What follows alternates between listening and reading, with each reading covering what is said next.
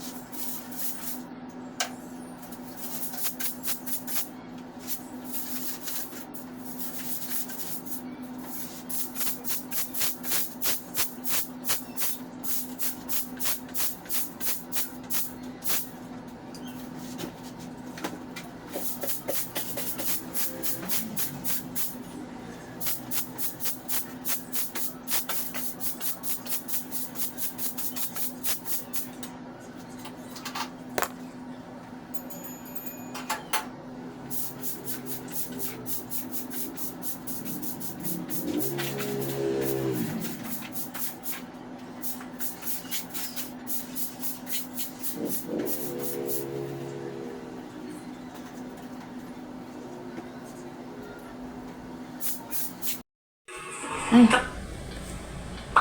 So yan guys, tapos na akong nagwalis sa tindahan at naglinis ito sa loob ng bahay. Kasi nga sa loob ng isang linggo ay hindi tayo okay yung pakiramdam. Ano? Tapos ngayon ako ay naglinis ng lahat. So ang daming agabo. Isang linggo hindi ka makalinis ng bonggang-bongga ay talaga naman. So ayan, bilang nanay talagang anuhin mo. Ayun mga kasari. So, pagkatapos natin naglinis, ayan, paupo-upo muna tayo, relax. So, yan lang muna ang ganap natin na update sa ating buhay-buhay, dito sa ating munting tindahan, sa ating vlog for today's video. Maraming salamat po sa inyong panonood. Ayan, see you my next vlog. God bless for everyone. Thank you, be safe po, lalo sa mga lugar na may bagyo, sa lugar namin, sa Bohol, ingat po kayo dyan. Salamat po, nawa po, hindi na po matutuloy yung bagyo at hindi makapinsala ng bongga. Thank you Lord, hallelujah, na hawakan mo po sila. Ayun. Salamat po. God bless po everyone. See you my next vlog.